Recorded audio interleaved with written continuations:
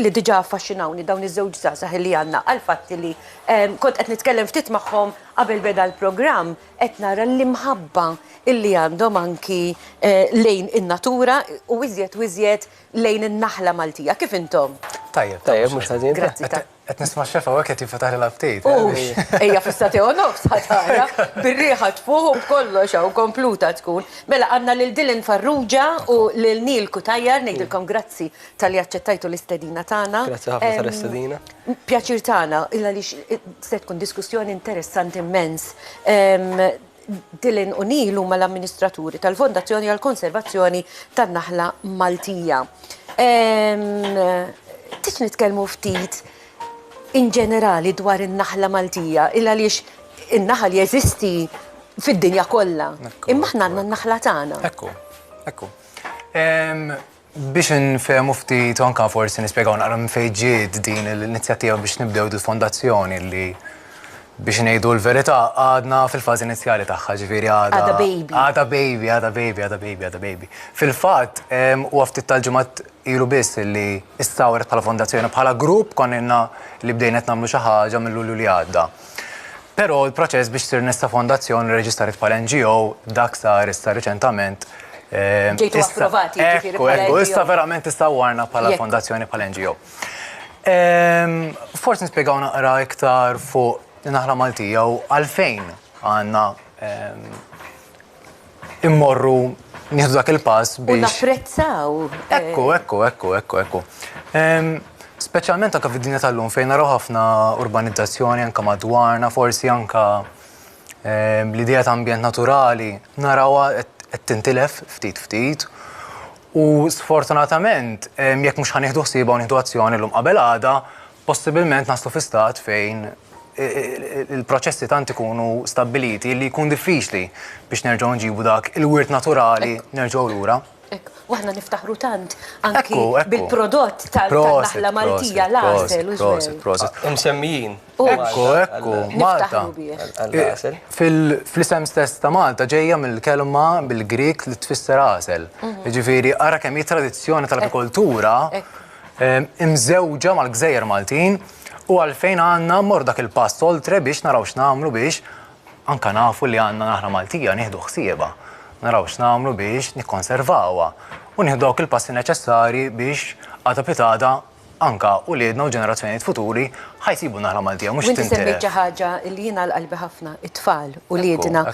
Daw se jkunu n-nisa u l-irġiel ta' għada u kemm hu sabiħ minn meta jkunu żgħar nagħlmuhom anki għax dan huwa wirt tagħna. Proset. Aħna nkunu forsi issa fil-minuti li ġejjin ħankun qed nitkellmu ovvjament ħabba fondazzjoni ħabba naħla Maltija. Imma ovvjament dawn huma prinċipji li japplikaw għall-ambjent naturali kollu. Imma l-fondazzjoni tista' tagħmel xi ħaġa anki fejn tidħol l-edukazzjoni tat-tfal. Ekku.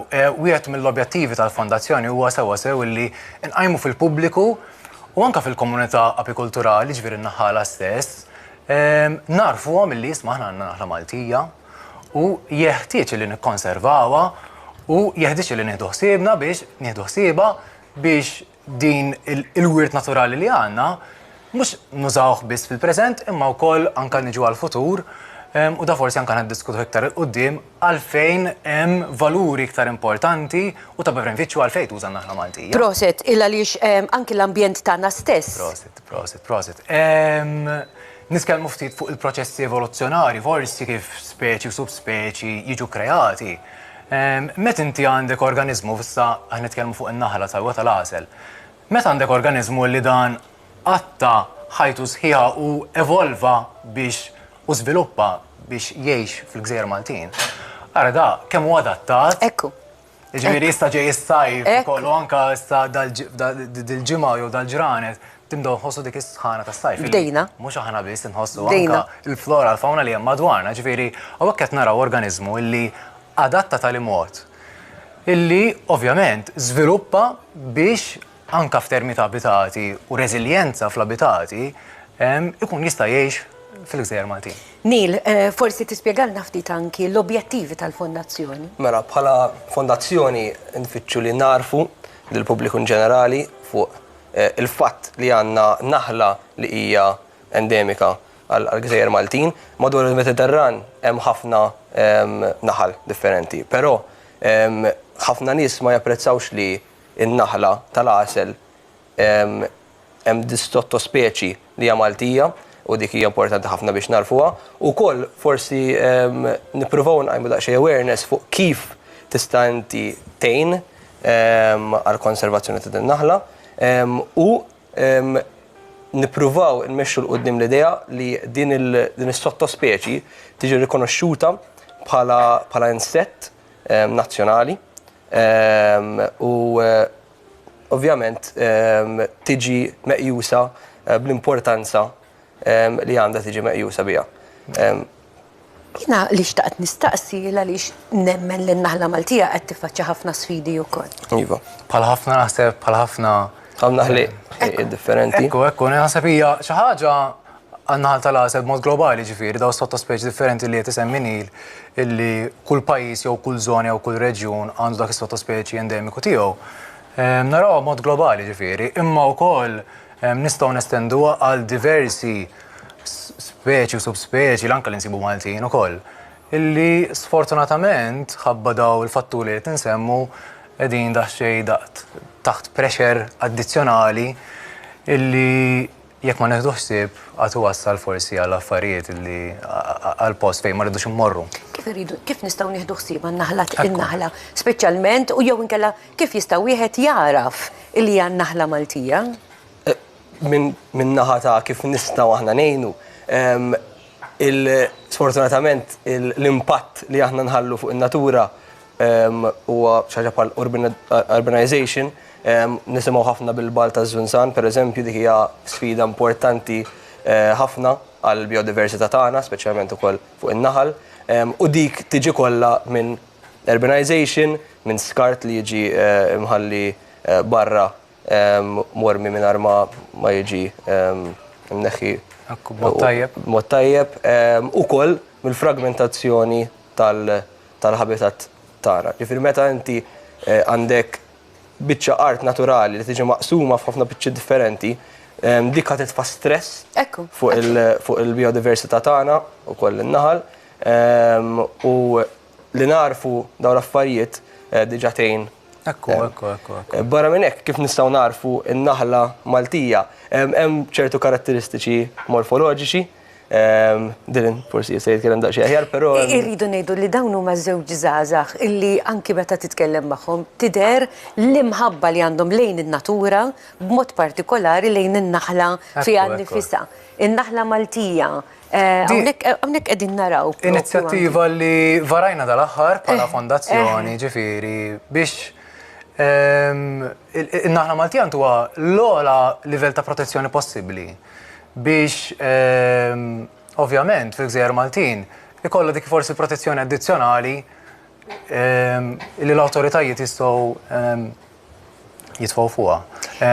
Għax il-problema naraw li semmejnija daqsxejn qabel bdejna il-problema ta' taħlit li ġidu naraw.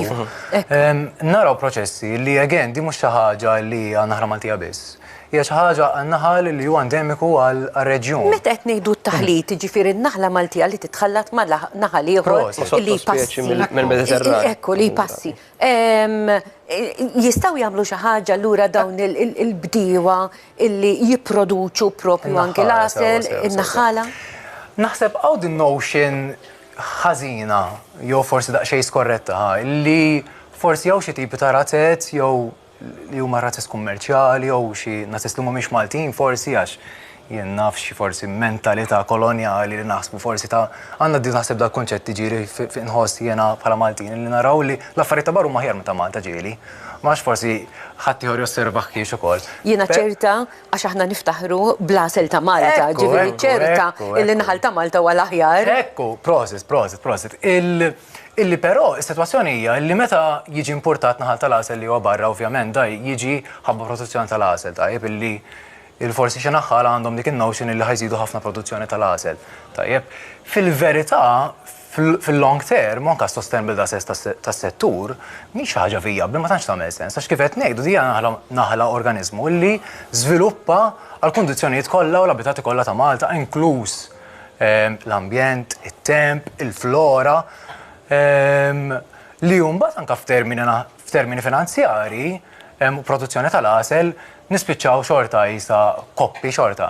Hemmhekk eżatt dik ukoll inizjattiva qasira li Nil semma wkoll iktar kmin il-frammentazzjoni tal-abitati, tal-ambjent. Hija xi ħaġa sabiħa li tkun għaddej fil-pajsaġġ naturali Malti. U anke tara ħafna bosta fjuri li qed jiġu mdakra. Speċjalment bħalissa, dawn iż-żmiet qegħdin f'dan l-istaġun u ġveru tar-rebbija. Hemmhekk konna tinħeġġu biex l-awtoritajiet jieħdu passi biex jaraw li mhux qed ngħidu aħna fl-urban għax ovvjament fl-urban forsi jkun xi tip ta' inkonvenjent. Imma fil-post fejn u hemmhekk dak huwa l-abitat tiegħu, ċoe fil-pajsaġġ. Konna qed naraw il-widnet il-baħar li nafu li hija protetta wkoll. Allura fejn ikollok il-widnet il-baħar kemm hu sabiħ li tkun tista' Issa hemmhekk qed naraw li f'Malta għandna l-għasel ta' Stata li hu verament huwa rinomat. Interessanti di li qed issemmu l-għasel illi ġej minn prodotti differenti illa li għandek tal-eukaliptus, għandek tas-satar u dawn użawhom ħafna tal-ħarub, dawn użawhom ħafna speċjalment anki għas-saħħa ġenerali. Ekku. U jien personalment u naħseb anka Nila u anka fil-fondazzjoni il-kollega tagħna Ebner ġew nselliblu minn hawnhekk naħsbu li kemm tagħmel prodott iktar awtentiku li kieku mhux l-għasel ikun biss prodott f'Malta, imma ikollna ċertezza li dak l-għasel ukoll li huwa prodott Malta jkun prodott ukoll minn naħla tal-għasel Maltija li endemika għal-Gżejjer Maltin li ma tinsabx imkien iktar fid-dinja ara kemm kieku tagħmel prodott iktar b'mod awtentiku. Ekku. Xi ħaġa oħra li xtaqt nistaqsi għax jiena xtaqt nitkellem ftit anki dwar il-fondazzjoni. X'għandkom fil-pipeline anke bħala fondazzjoni għax qed nitkellmu dwar il-ħidma tal-fondazzjoni illi għadha titwielet prattikament. Imma żgur li intom għandkom proġett illi tridu twettquh matul anki ix-xhur u s-snin li ġejjin. L-ewwel nies naħseb l-iktar naħseb objettiv li huwa prinċipali huwa l-għarfien.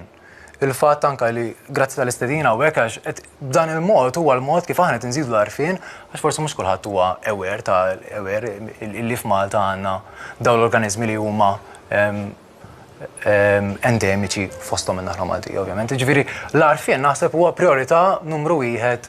Ekku, hemmhekk naraw wieħed mill-videos li issa kif tibda sħana, nibdew naraw iħufu ħafna minnhom l-Oriental Hornets hemmhekk qed naraw invażjoni għas-stedju sħiħ. X'iridu jagħmlu t-telespettaturi tagħna speċjalment il-Hornets nibżgħu minnhom. Iva. Jiġifieri dawn anka mhux għan-naħħala biss, jiġifieri għan-naħħala taffettwhom ħafna kif rajt hemmhekk. Bħalissa diġà bdew. Ekku. Fiex jibda jisħol it-temp tibda tara daw il-Hornets li jibdew l-ġejjen tagħhom biex jibdew jagħmlu l-bejtiet biex imbagħad fis-sajf biex tibda tisħon it-temp jibdew joħorġu l-ħaddiema. Kif semma Nil naraw li niddisponu mill-iskart organiku speċjalment. Mod tajjeb naħseb. Iżgur għax dak iġib iżjed iġib. Ekku. Nkunu qed niprovdu lil dawn l-insetti tajjeb illi opportunisti immens. Ekku. Illi rrid ngħidu li huma indiġeni, ġifieri l-preżenza tagħhom f'Malta qiegħda hemmhekk mod naturali. Ekku. Imma l-urbanizzazzjoni u l-esplużjoni fil-popolazzjoni hija xi ħaġa artifiċjali. Tal-Oriental Hornets. U tal-Hornets. X'inhi d-differenza bejn naħla u Hornet? Hemmhekk qed insew naħseb xi ħaġa fil-bijoloġija tagħhom sewwa. Meta ngħidu naħal aħna nkun qed nirreferu għall familja tal-insetti sewwa li jgħidulhom l-apidea sewwa in-naħal. Fost ir-rwol tagħhom ukoll ħafna minnhom mhux kollha forsi nirreferu għan-naħla tal-għasel għax forsi iktar waħda karizmatika tina l-għasel. Mhux kollha jagħmlu l-għasel sewwa. Imma vera mhux kollha jagħmlu l-għasel, imma jagħmlu proċess vera importanti ekoloġiku dakra l-pollination. Illi huwa proċess ekoloġiku li mingħajru ma jkollniex għasel. Ma jkollniex għasel, ma jkollniex fjuri. Ma jkollniex fjuri, ma jkollniex frott.